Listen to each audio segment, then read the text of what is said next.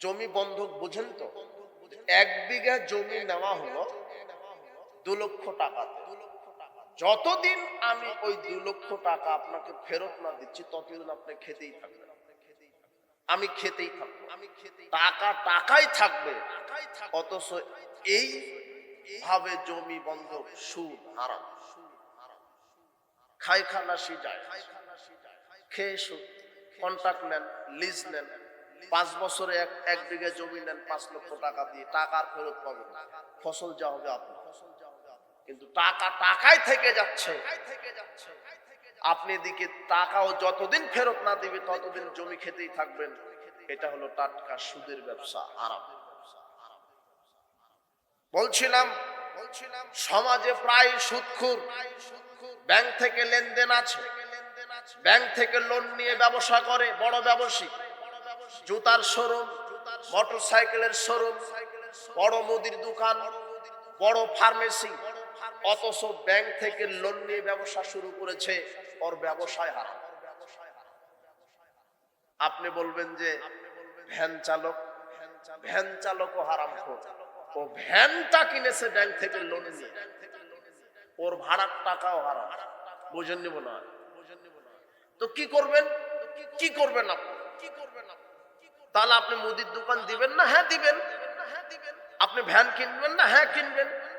যারা সমাজের ধনী শ্রেণীর লোক আছে ধার নেন, ধার নিয়ে কিনেন, না হলে মানুষের বাড়িতে কাজ করেন, 2 বছর 3 বছর কাজ করেন, 2 বছর মানুষের বাড়িতে কাজ করে দেখবেন যে আপনার কাছে আসতে 2 লক্ষ টাকা।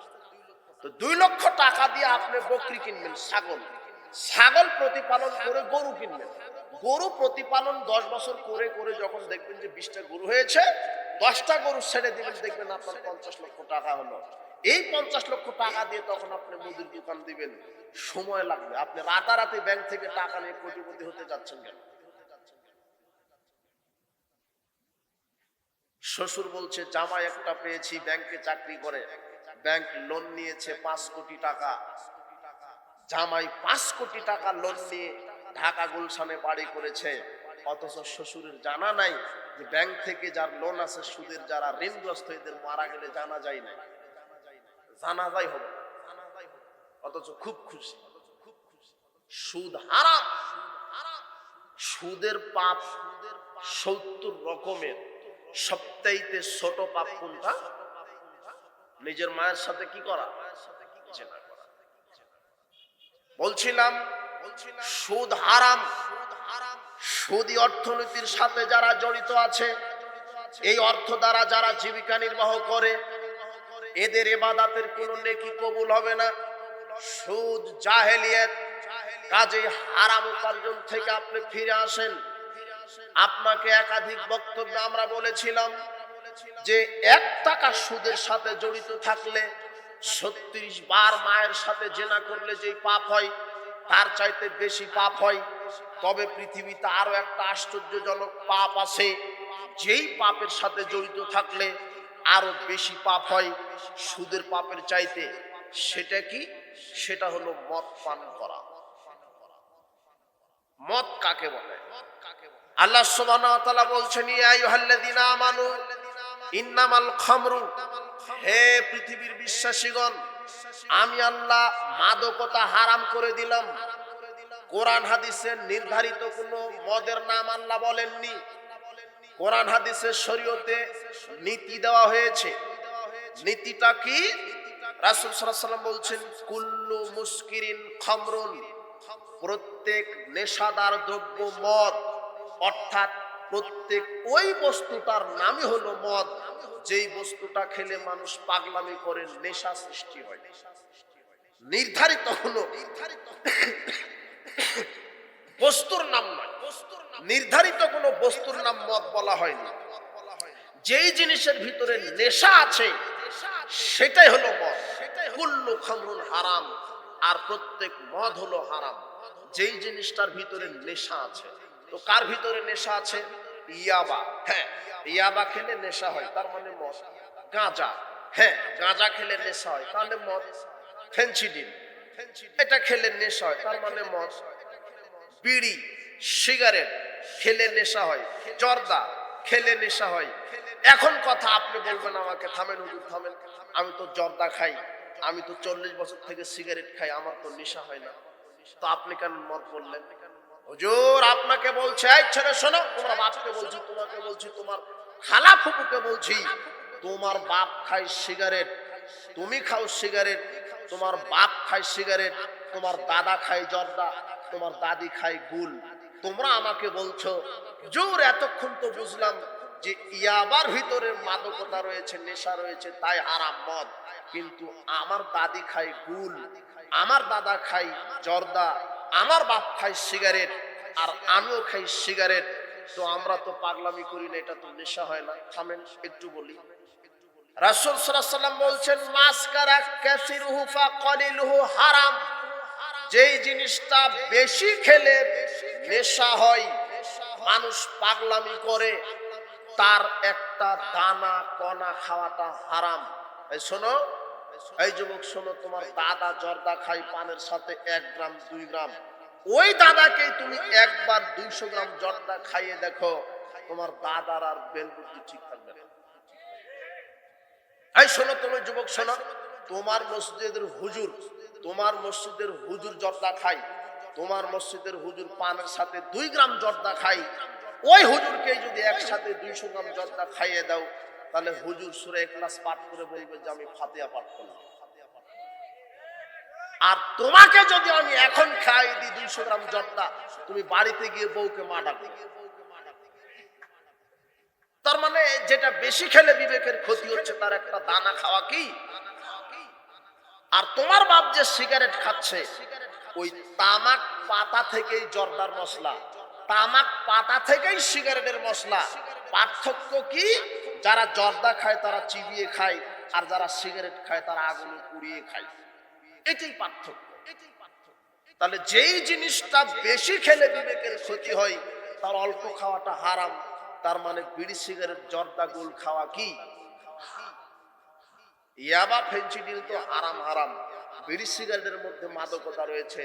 পৃথিবীর সব চিকিৎসা বিজ্ঞানী, স্বাস্থ্য বিজ্ঞানী বলছে বিড়ি সিগারেটে পয়জন আছে, নিকোটিন নামক বিষ আছে, 4000-এরও অধিক নিকোটিন বিষ আছে, যেটা আর নগদ একটা কথা, যারা এই বিড়ি খুর, সিগারেট খুর, জর্দা খুর, গুল খুর, হারাম খুর, এদের কিন্তু হুঁশ বুদ্ধি কিছু নেই, এদের কোনো হুঁশ নাই।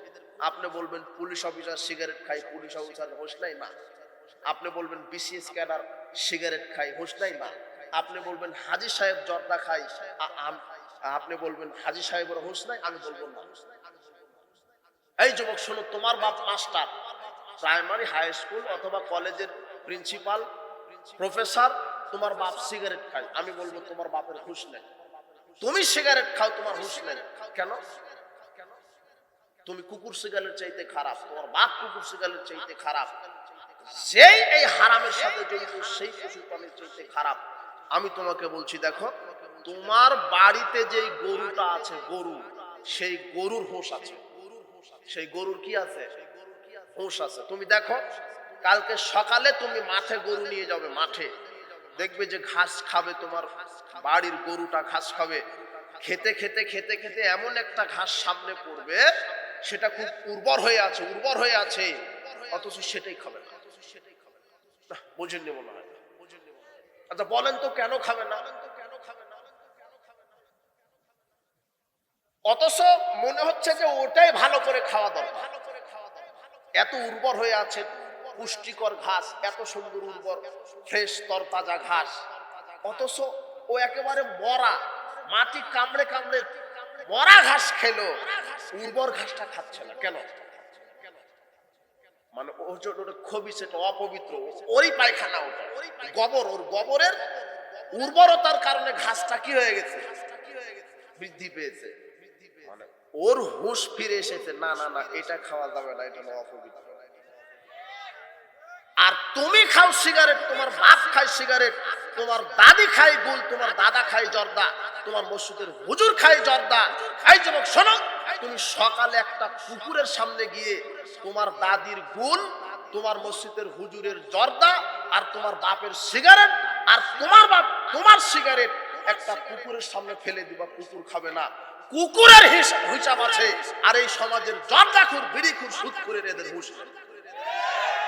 এরা হলো কুকুর শিকালের চাইতে খারাপ। বুঝনি মনে হয়? কি বুঝলেন? কুকুরের সামনে জর্দা ফেলে দেন, কুকুর খাবে না, অথচ ওটা হুজুরে খায়। যুবক, তোমার পকেটে সিগারেট আছে, তুমি যেটা খাও ওটা শুয়োরে খাবে না, শুয়োরে, সেটা তুমি খাও, তুমি শুয়োরের চাইতে খারাপ। শোনো, তোমাকে বলছি, আজকে এখান থেকে তওবা করে উঠো। পৃথিবীতে একটা আশ্চর্য পাপ ছিল, যেই পাপ করলে মায়ের সাথে জেনার মতো পাপ হয়, সেই পাপটা হলো সুদের পাপ।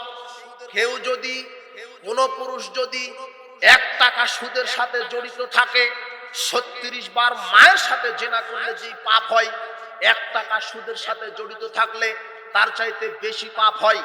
এই যুবক শোনো, আর কেউ যদি একবার মুখে গুল, সিগারেট, বিড়ি, ইয়াবা, ফেন্সিডিল, গাঁজা, হেরোইন, আফিম, জর্দা, মাসিস, হারিজওয়ানা, মারিজওয়ানা, চর্স, হাসিস, ভদকা, শ্যাম্পেন, রাসায়নিক হোক আর প্রাকৃতিক হোক, একবার যদি কেউ মুখে মাদকতা উঠিয়ে দেয়, তার পাপ কি হয় জানো? দেখো, তোমার জাতি হাদিস জানে না, তুমি জানো না, তোমার শিক্ষা নাই, তোমার বিদ্যা নাই, তুমি হারামখোর, তুমি মদখোর, তুমি হারামখোর, তোমার ভিতরে শরীয়তের জ্ঞান নাই, তুমি যে কত খারাপ, তোমরা বাপ বেটা খারাপ, ছাত্র শিক্ষক খারাপ, এই জাতির যারা হারামখোর তারা কত খারাপ তুমি দেখো। যারা এই মদখোর, বিড়িখোর, সিগারেটখোর, জর্দাখোর, ইয়াবাখোর, রাসূল সাল্লাল্লাহু আলাইহি ওয়াসাল্লাম বলছেন, মান ওয়াকা আলা উম্মিহি ওয়া খালাতিহি ওয়া আম্মাতিহি, কেউ যদি একবার মুখে সিগারেট দেয়, সে তার মায়ের সাথে, খালার সাথে, ফুপুর সাথে জেনা করার মতো পাপ করে। বুঝেননি মনে হয়? সুদের সাথে জড়িত থাকলে পাপ হয় শুধু মায়ের সাথে। আর মুখে একবার যদি তুমি জর্দা দাও, একবার যদি মদ দাও মুখে, তাহলে মায়ের সাথে, খালার সাথে, ফুপুর সাথে জেনা করলে তুমি কত খারাপ। প্রায় হারামখোর, বিড়িখোর, সিগারেটখোর, জর্দাখোর, প্রায় বাপ বেটা মিলে খায়, ছাত্র শিক্ষক মিলে খায়, এরা সবাই জন্তু জানোয়ার, এদের কারো হুঁশ নেই, অথচ ওর বাড়ির গরুর হুঁশ আছে।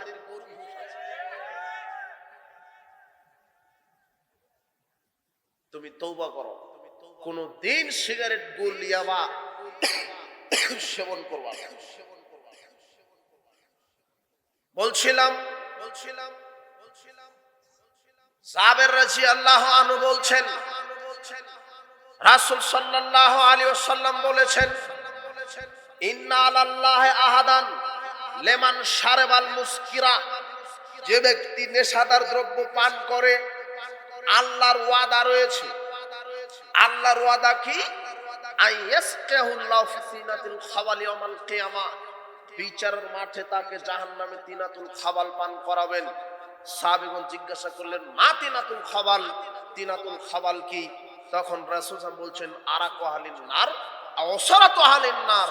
শোনো শোনো শোনো সাহাবারা, এই সাহাবীগণ শোনো, যারা চিরস্থায়ী জাহান্নামে যাবে, তাদের শরীরের রক্ত, পুজ মিশ্রিত, গরম, পচা, দুর্গন্ধযুক্ত তরল পদার্থ হলো তিনাতুল খাবাল। এটা এই মদখোরদেরকে আল্লাহ খাওয়াবে। এরা কত খারাপ, এত বিশ্রী, একেবারে পচা, গলিত, রক্ত, পুজ মিশ্রিত, গরম তরল পদার্থ খাওয়াবেন এই সিগারেট খুর, ইয়াবাখোর, বিড়িখোরদেরকে।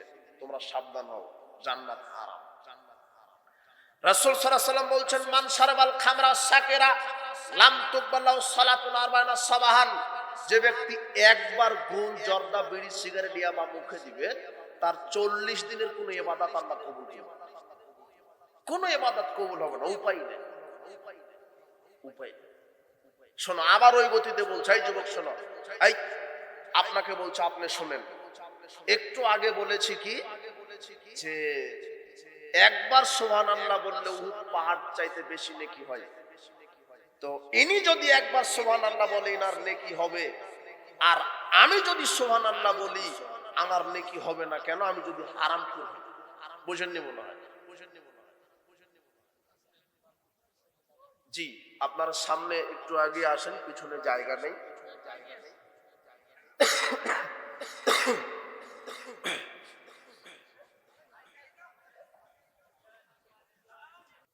বলছিলাম যে হারামখোর এত খারাপ, এই যারা সুদখোর, যারা ঘুষখোর, যারা দুর্নীতিবাজ, যারা চোর, যারা মদখোর, এরা যে এত খারাপ, এদের জন্য দোয়া করাটাও হারাম। দোয়া করা কি? এই আপনারা বসেন, এদিক ওদিক করতে পারবেন না, কোনো কথা বলতে পারবেন না, হাঁটা চলা বন্ধ করেন। যারা দাঁড়িয়ে আছেন তারা বসেন। বলছিলাম হারাম উপার্জনের পরিণাম, যারা হারামখোর এদের উপরে জান্নাত হারাম, এদের ইবাদত কবুল হবে না। যারা সুদের সাথে জড়িত এরা মায়ের সাথে জেনা করার চাইতেও বেশি পাপী। যারা মদখোর এরা মা খালা ফুফুর চাইতে এদের সাথে জেনা করলে যেই পাপ হয় সেই পাপ হয়। আপনাকে বলছি হারামখোর কত খারাপ, হারামখোর কত খারাপ। এই যে সুদখোর, ঘুষখোর, ইয়াবাখোর, বিড়িখোর, সিগারেটখোর, মদখোর, এরা যে এত খারাপ, এদের জন্য দোয়া করাও হারাম। একটা সুদখোর আপনার সমাজে অথবা মদখোর, এ হলো অসুস্থ। লোকটা কি? অসুস্থ, বিপদগ্রস্ত। এর জন্য দোয়া করা যাবে না, বলা যাবে না আল্লাহ এই লোকটাকে সুস্থতা দান করো, আল্লাহ এই লোকটাকে ক্ষমা করো, আল্লাহ এই লোকটার প্রতি বারাকা দান করো, আল্লাহ এই লোকটার পাপ ক্ষমা করো, আল্লাহ এই লোকটাকে তুমি সুস্থতা দান করো। এইভাবে দোয়া করা হারাম। কার জন্য? হারামখোরের জন্য, সুদখোর না। সুদ, ঘুষ, দুর্নীতি, চুরি, ডাকাতি, মদখোর, এরা সবাই কি খুর? হারামখোর। শুধু যে সুদখোর সে তো হারামখোর না, মদখোর এও কি খুর? যে সুর, যে ডাকাত, যে দুর্নীতিবাজ এও কি? যারা হারামখোর এদের জন্য দোয়া করা কি? আব্দুল্লাহ বিন উমর রাদিয়াল্লাহু আনহু এক অসুস্থ ব্যক্তিকে দেখতে গেছে, যার নাম হলো ইবনু আমের। ইবনু আমের নামক অসুস্থ ব্যক্তিকে দেখতে গেছে। ইবনু আমের আব্দুল্লাহ বিন ওমরকে দেখেই বলছেন, আলা তাদুল্লাহ আলী, হে আব্দুল্লাহ বিন ওমর, তুমি আমার জন্য একটু আল্লাহর কাছে দোয়া করো, আমি তো অসুস্থ, যেন আল্লাহ আমার অসুস্থতা ভালো করে দেয়। আমি বড় অসুস্থ, আমি বড় বিপদগ্রস্ত, আল্লাহ যেন আমার বিপদ কাটিয়ে দেয়। তখন আব্দুল্লাহ বিন ওমর বলছেন, কুনতা আলাল বাসরা, তুমি তো এই বসরার প্রধানমন্ত্রী ছিলে, নেতা ছিলে, গভর্নর ছিলে। শোনো, তুমি তো বসরার এমপি ছিলে বা মন্ত্রী ছিলে, তুমি তো বসরার মন্ত্রী ছিলে। মন্ত্রী থাকা অবস্থায় জনগণের রড, সিমেন্ট, গম, ভুট্টা এই দুর্নীতি করেছো হাজার হাজার কোটি টাকা। তুমি দুর্নীতিবাজ, তোমার জন্য দোয়া চলবে না। কি বুঝলেন? সুদখোরের জন্য দোয়া চলবে, তাই না? যারা সুর, ডাকাত, দুর্নীতিবাজ, দুর্নীতিবাজ বুঝেন? জনগণের টাকা যারা মেরে খায়,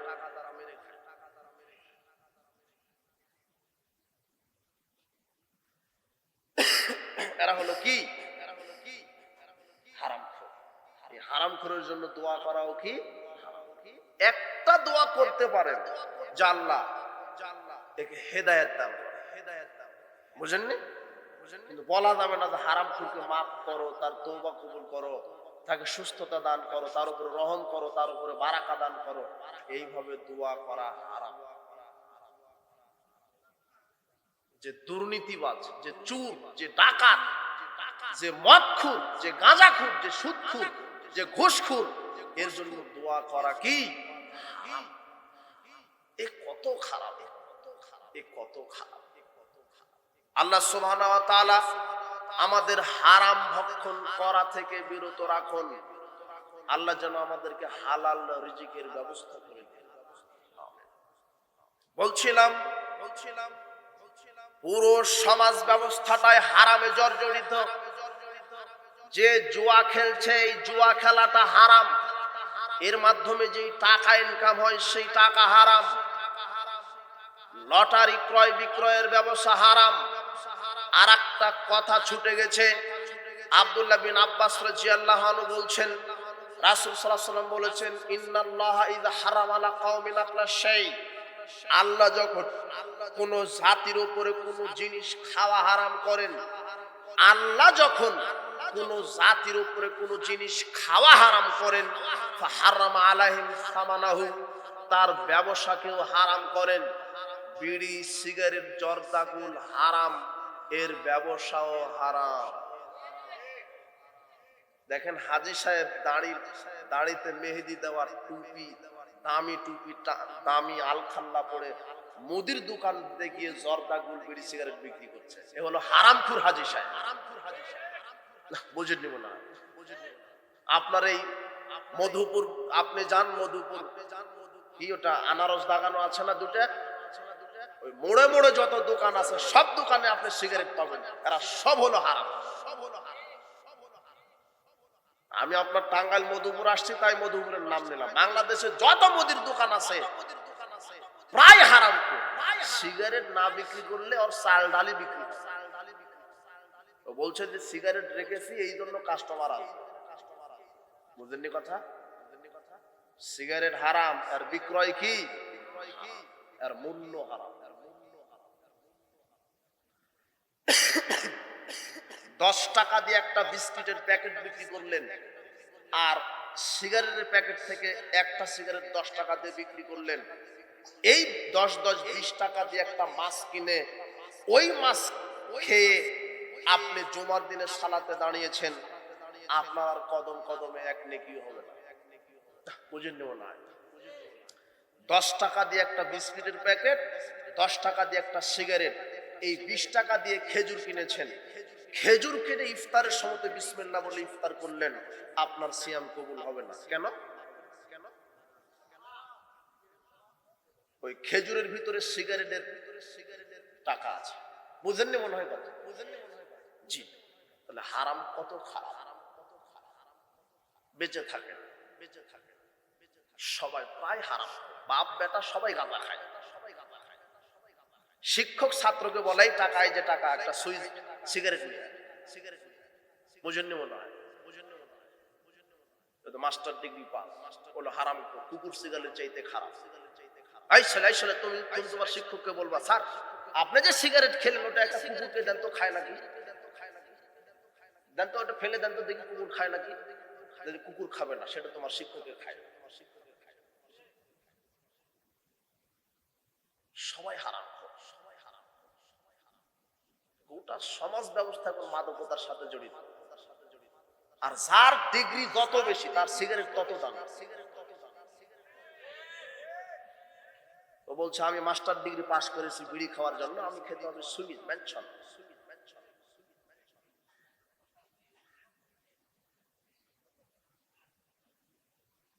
এরা কেউ শিক্ষিত নয়, অশিক্ষিত, মূর্খ, কুকুর সিগার, পশু প্রাণী। আর এখন স্কুল কলেজ বিশ্ববিদ্যালয়ে তো শিক্ষাই দেওয়া হচ্ছে মানুষ যেন পশু প্রাণী হতে পারে। শিক্ষকেরা ট্রেনিং করছে যে ব্যাংক কিভাবে লাফায়, অবাক কথা। ফেরিওয়ালা কিভাবে চলে, সাইকেল কিভাবে চালায়, আর বাচ্চাদেরকে শেখানো হচ্ছে কিভাবে নাচ গান করা হয়, গান বাজনা করানো হয়, ডিম সিদ্ধ কিভাবে করে, ভাত রান্না কিভাবে করে। তোমার এই বিদ্যালয় কি ভাত রান্না করার জন্য নাকি? তোমার ওই বিদ্যালয়, ওখানে মানুষ গিয়ে মানুষ হবে, শিষ্টাচার শিখবে, ভাত রান্না তো শিখবে পরিবারে মায়ের কাছে। ওখানে গিয়ে কেন ভাত রান্না করতে হবে? তার মানে শিক্ষার নামে সব লুচ্চামি আর বন্যা। সবচাইতে দামি শিক্ষা জীবন, তার শিক্ষিত মা, এটা হলো পারিবারিক শিক্ষা। সাইকেল চালাতে ওই জন্য বিদ্যালয়ে ভর্তি হওয়া লাগবে না, ওটা পারিবারিক শিক্ষা। বাপ ছেলেকে সাইকেল চালানো শিখাবে, মা ছেলেকে রান্না করা শিখাবে। বুঝেননি কথা? কি অবাক শিক্ষা ব্যবস্থা। এরাই এই স্কুল কলেজে মাস্টার ডিগ্রি পাস করার পরে সালাম দিতে জানে না, বলছে আসসালাম আলাইকুম। অথচ যে বলছে আসসালাম আলাইকুম সে কিন্তু বিসিএস কেনা, বুঝেননি মনে হয় কথা। আর তোমার শিক্ষক ইংরেজিতে অনার্স মাস্টার, তোমার শিক্ষকের ওযু জানা নাই, পেশাব পায়খানা করতে জানে না, তোমার শিক্ষকের বাপ মারা গেলে জানাজাও পড়াতে পারে। কি শিখলো তোমার শিক্ষক? তুমি কি শিখলা? প্রকৃত শিক্ষা হচ্ছে কোরআন হাদিসের শিক্ষা।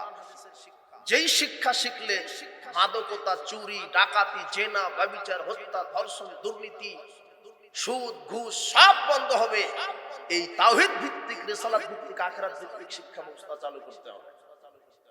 বলছিলাম হারাম ভক্ষণ করার পরিণাম, আজকের উপস্থিত বৈঠকের যত মুসলিম দিনী ভাই বোন আছেন, প্রত্যেকের কাছে আমি বলে যাচ্ছি, আজকের ইসলামী জালসার পক্ষ থেকে যে কোনো মূল্যে হালাল খেতে হবে। সুদ, ঘুষ, চুরি, ডাকাতি, জেনা, ব্যভিচার, জুয়া, লটারি, মাদকতা এগুলি বন্ধ করতে হবে। তওবা করে ওঠো যুবক। তোমার ঈমান নষ্ট করবে, আমল নষ্ট করবে, তোমার দুনিয়া নষ্ট করবে, তোমার অর্থ নষ্ট করবে, তোমার যৌবন নষ্ট করবে, শেষ পর্যন্ত তুমি পরকালে ক্ষতিগ্রস্তদের অন্তর্ভুক্ত হবা। তুমি আজকেই মাদকতাকে না বলে এখান থেকে উঠবা। আল্লাহ তোমার তওবা কবুল করুন। আল্লাহ তওবা করুন।